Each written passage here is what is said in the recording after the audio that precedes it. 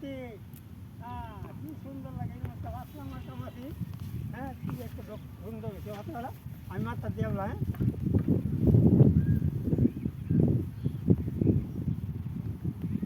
হ্যাঁ খুব সুন্দর লাগতেছে। বাতাস লাগে? হ্যাঁ বাতাস লাগে আরে বাতাস কোন দিকে লাগে?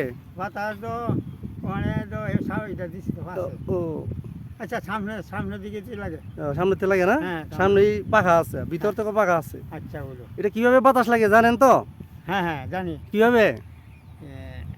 এখানে ইয়ে আছে সৌর বিদ্যুৎ আছে উপরে। সৌরবিদ্যুৎ আছে, সৌর বিদ্যুৎ থেকে সূর্যের তাপ থেকে হ্যাঁ, চার্জ হয়, এই চার্জ থেকে ফ্যান চলে, হ্যাঁ ফ্যান থেকে বাতাস লাগে। বাতাস আছে আবার চারপাশে কি করে রোদের ছায়া লাগে। ছায়া লাগে এটা শুধু রোদে লাগে না, বৃষ্টির লাগেও। এটা বৃষ্টিও ঢুকবে না।